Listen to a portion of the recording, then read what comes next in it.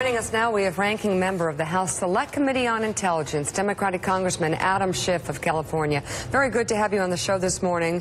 We have a lot of different issues to get to, and I'll open it to the table. I'm curious about Jared Kushner and the questions he answered. Was it earlier this week? It sure seemed like a long week. Goodness gracious. That was last week? I hope. It was a long week. You were waiting for some documents. Felt like he was really open and helpful during these interviews from all that you could gather.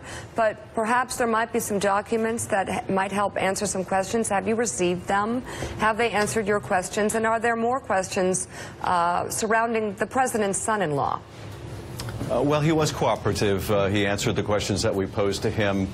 He was brought into both our committee and the Senate very early in the investigation at the request of his counsel, far earlier, frankly, than I would have recommended, because we don't have all the documents, and generally you want to make sure that you have all the materials you want to put in front of the witness, as well as interview less significant witnesses before you go to the more significant ones. But as an accommodation, we did bring him in early. I think it's fully our expectation we'll need to bring him back once we do have a chance to review further documentation. But he answered the questions and gave us a lot of follow-up work to do, which we will be pursuing.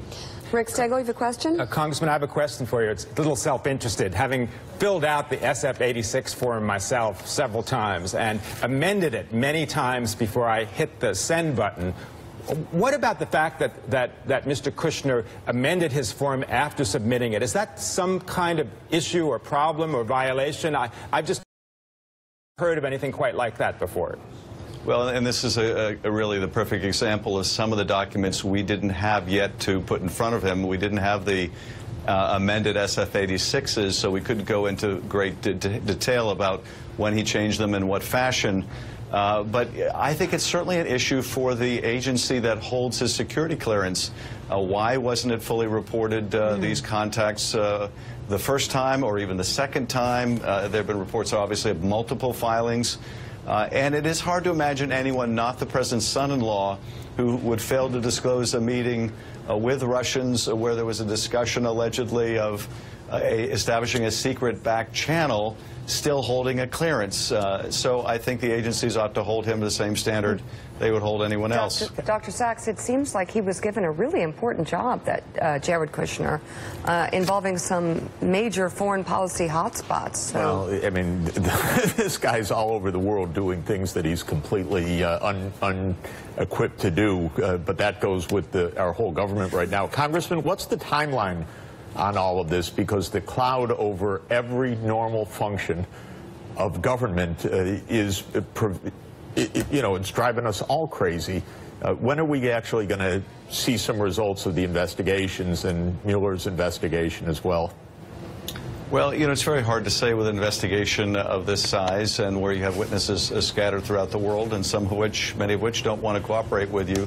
But we're trying to bring a real sense of urgency to this. We had 3 witnesses in just this week alone. We'll be having witnesses come in during the August recess and thereafter. So we're trying to work expeditiously. At the same time, when we get resistance to getting the documents and materials that we need, that does slow the investigation. And in terms of Bob Mueller's investigation, hard to say. You know, they're only willing to share agree what they're doing. We are trying to coordinate as best as possible, but I can tell you, as a former prosecutor, a case of this magnitude takes a long time to work up, and it's not going to have much value either from what we do or what Bob Mueller does if we're not thorough. Different committee, but what do you make of the call to look into Hillary Clinton, Loretta Lynch, and the email scandal? I know President Trump himself had said it's time to move on. Having said that, I know on this show those were raised as really legitimate questions every step of the way, and of course it caused Comey to take pause. Well, this letter from Judiciary Committee, I think, is very concerning. You know, it really could have been written on White House letterhead. It's really an amplification of the president's tweets.